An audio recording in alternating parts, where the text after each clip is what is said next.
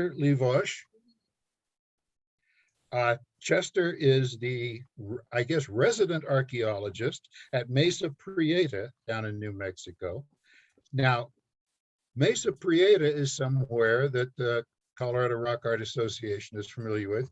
We've had a couple of guided tours through there with Catherine Wells showing us around. Chester is a project archaeologist at the Mesa Prieta Petroglyph Project, specializing in iconography, archaeoacoustics, and methods in visual heritage management. Dr. Liwosz received his PhD in anthropology from the University of California, Santa Cruz, for his dissertation, studying the phenomenology of petroglyph and pictograph landscapes in the Mojave Desert through an ethnographic lens. He's also worked in Hawaii, particularly on the island of Oahu. His presentation is titled From Anthropomorphic to Zoomorphic, a virtual reality exploration of Northern Rio Grande flute player iconography and landscapes. And that's a real mouthful. I'm glad to have you involved, Chester. After you're done, we'll take a break, about a 15-minute break, so there can be more questions then. But thank you. Thank you for coming. We're looking forward to it. Thank you. So I gotta change my view here, and thank you everyone for tuning in. And thank you, Peter, for the introduction, and Carol for getting us kicked off. I noticed some parallel themes that I hope you'll spot in this presentation too. Before I dive in, I do want to make a land recognition statement, and that is that the Mesa Prieta Petroglyph Project works on colonized lands historically belonging to the Tewa Pueblos and adjacent to the traditional farmlands of the northern Tewa Pueblos. These lands also would have been familiar to the Jicarilla Apache and even the Comanche. And the Mesa Prieta Petroglyph Project and I both recognize the vitality of all of these cultures, both in the past and continuing into the present. We work closely with these communities and look forward to developing even stronger relationships as we move our work in a direction to develop some collaborative management strategies in the near future. So with that out of the way, I'll jump into this presentation here, and let's hope this works. I did a little trial run, just testing it out right when we were waiting in the intro here. Yeah, when we were waiting in the meet and greet. So here we go. What you're about to experience is a virtual reality presentation that you can also access on our website. And I'll show you how to do that perhaps at the end of the talk. I want to emphasize both the diversity of our flute player images and the themes which connect them. So we'll start with what makes this one stand out, those calves. Now, those might be depictions of anatomical calves, or they could be ceremonial regalia worn at the lower leg, much as we see in Pueblo dances and feast days today. This one, sitting in a shaded area, is actually it's shaded because it's in an enclosed space with these steep slopes and vertical rock surfaces that reflect the sound quite nicely. In fact, geospatial analysis shows that with a p-value of 0.000455, very highly statistically significant, flute players are strongly associated with these echoing spaces. I'll click on this info box just briefly here, but I will leave that alone for the rest of the tour since I'll be narrating. But do know that the online version has that feature. So we're going to queue up the next spot, and this densely pecked example is also a fairly simplified one from which we can derive the basic elements. I'm sure you're all familiar with flute players. We see this figure is rendered in profile with the arms outstretched, flute at a 45-degree angle. The anthropomorphic versions have that fertility hump on the back. That's not a physical deformity. And most of the anthropomorphic ones have a two-feathered headdress, although there's some variability in that as well. So The flute player motif is, of course, also closely connected with the cloud blower motif. And these categories are not necessarily mutually exclusive, as playing a flute song and smoking a tobacco pipe could both be acts of sympathetic magic to bring about the clouds and the ancestors associated with them. And this, either flute player or cloud blower, wears a trident cord tassel on its head, perhaps associating it with the fertile bosque down below, which would have been irrigated and farmed rather extensively. Also, you'll notice in association with it is this Rock Art Council category 5J parrot/raptor image. These two were associated with agriculture, both in the spring and in the summer. And I'll touch on the seasonality of that association repeatedly throughout this presentation.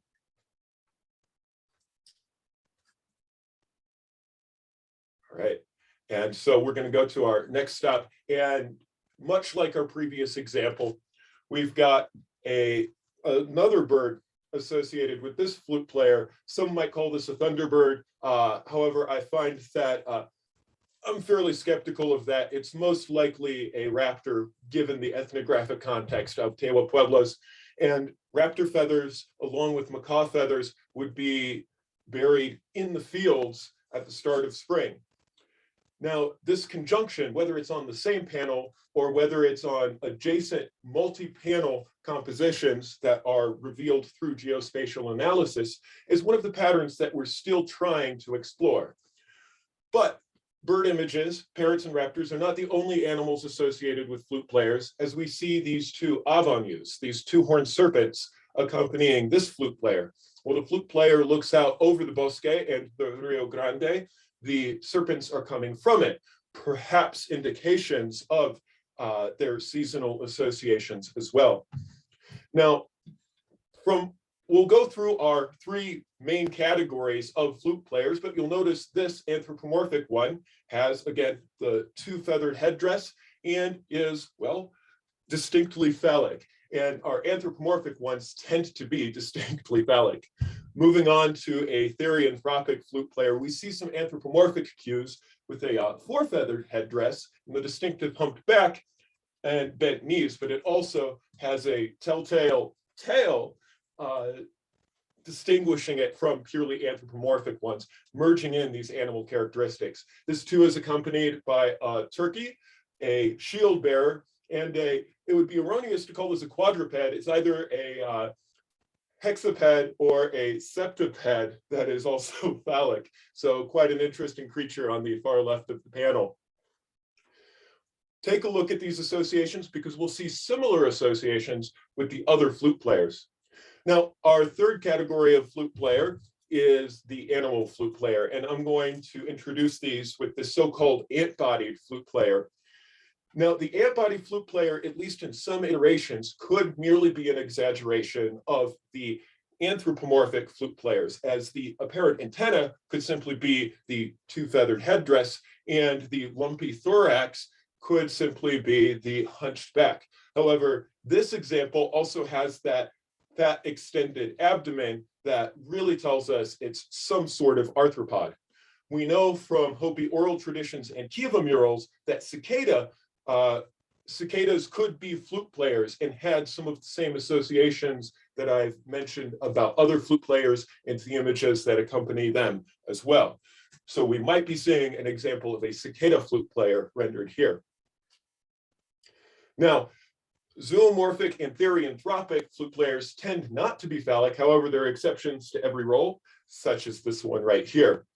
So that said, you'll notice the hump back, there's a single feather on the headdress, and the tail actually intersects with an avanu with a distinctly crescent head. Other images include bird images and yet another shield bearer, as well as more avanus, one even utilizing the crack in the rock. So we're seeing some of these same associations occur time and again with our flute player images.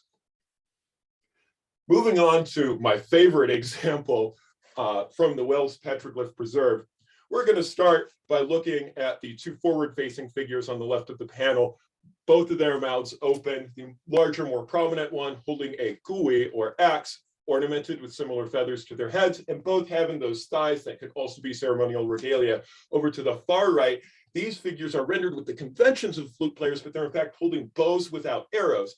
Their mouths also open. In the middle of the panel is this flute player that is clearly an armadillo because of the stripes on its neck, even though this is outside of the armadillo's range, with all of the figures having musical associations, and particularly the two on the right being rendered like anthropomorphs holding other musical instruments. I would argue that this is an indication that ancestral Tewa used music bows during the classic period, which Harrington notes were not used at the turn of the 20th century. Not all flute players fit nicely into these three categories, such as these strange ones accompanying a birthing female figure who has been either retouched or vandalized later on. These figures appear to use visual punning to riff on the hunchback of the anthropomorphic figures, combined with the comma shape of the sprouting seed motif to be anthropomorphic sprouting seeds. So it makes sense in archaeological context as we pan around and see these linear arrangements of rock. This space is actually full of agricultural features, including extensive and large grid gardens, as well as at least a dozen check dams. Now, there are other associations here too. There are at least two macaws in close connection with flute players, including one just to the left. But we're going to move on to this therianthropic figure and go from analyzing the bodies to the instruments. This flute, unlike some of the straight-lined ones, has a bell at the end and probably also has a feather affixed to the end too, although if this is the case, the feather is superimposed by the equilateral cross just below. Not all such images are as ambiguous as we'll see in this example, where we can very clearly see that feather tied to the end of the bell. This would be known as flute breath and is a manifestation of the concept of poaha, a word which is a cognate in many Western North American ethno-linguistic groups and encapsulates water, breath, and wind, as well as life itself. It's an animating life force.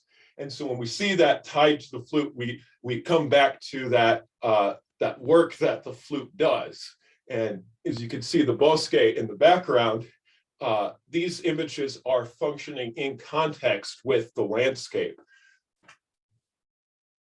That brings us to our final example, which is fairly emblematic of our organization. To understand this one, we're going to take a look at the rock up here, as well as some of the other less distinctive panels immediately surrounding it. But to do that, I'm going to switch over to a different environment. So instead of looking around, we can rotate this.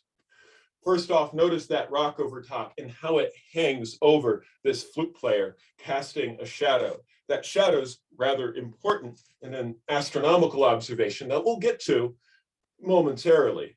But then as we turn around, we see the upward surface of this features two macaws, a naturalistic on the left and a more iconographic macaw on the right, coupled with a lot of sparse pecking, indicating that this is actually a ringing rock, which is verified. There's another macaw on the small rock to the bottom center, right adjacent to the flute player.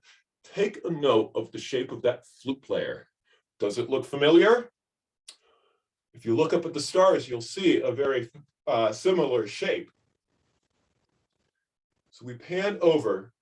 Now, this is the night sky just after sunset on the autumnal equinox. And we'll see Ursa Major, which Harrington records as having been the dog in the sky to the Tewa. We can see that characteristic tail and straight back. And in fact, the legs even utilize the same stars, as well as there is a alignment of stars near the head that may be the flute.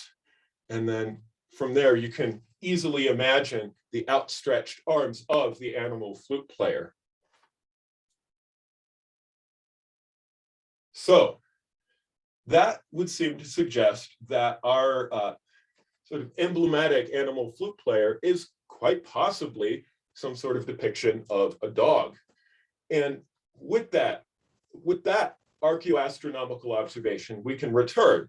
And I'm going to take a quick glance around at some of the stuff that's just behind this, such as that figure holding a spear.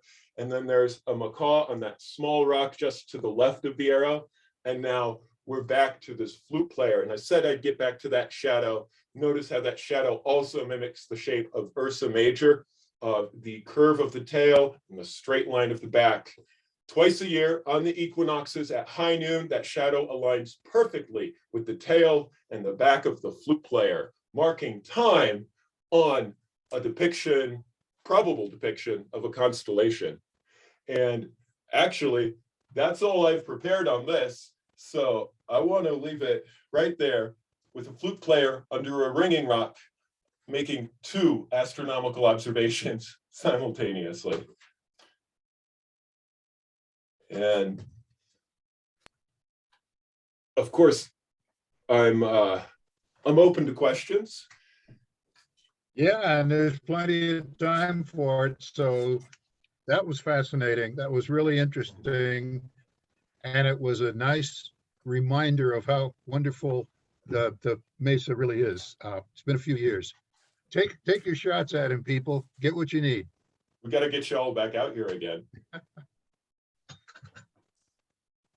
Well, I had a couple comments that what you're calling Abanu is also associated with flash floods. And in one of your shots, you show the river running right by there. You have the flute player, and then you have Abanu. And there's side views of him with the horns, or the top view of him when he's actually coming down in arroyo with the horns coming out to the side. And I like what you did with the dog in the sky, because in my day before you were born, we were always calling that the dog in the sky and the stars, playing the flute to the stars. So that's kind of cool that you've got it all connected into the landscape. Thank you. Standing on the shoulders of giants, of course. There's been a lot of work done here that, for example, not only will you be able to find these, we just put the virtual tour for this online on our website, but so all these stops are featured in that, but you can also find these panels featured in a book by Catherine Wells and John Kinstrello, which you can also find on the store on our website. And that also has examples of many more flute players. And John Kinstrello in particular has given that panel a lot of attention, both in the ethnographic context, pointing out that possible association with Harrington recording it as the dog in the sky, and in tracking the progression of that shadow on the equinoxes. Normally, I'm one to be skeptical of archaeoastronomical observations, but I think this one is pretty clearly backed up, both with the Tewa celebrating, with Okewenge in particular, celebrating the spring equinox, which is almost atypical of Tewa Pueblos, but also, again, like you mentioned, the dog in the sky.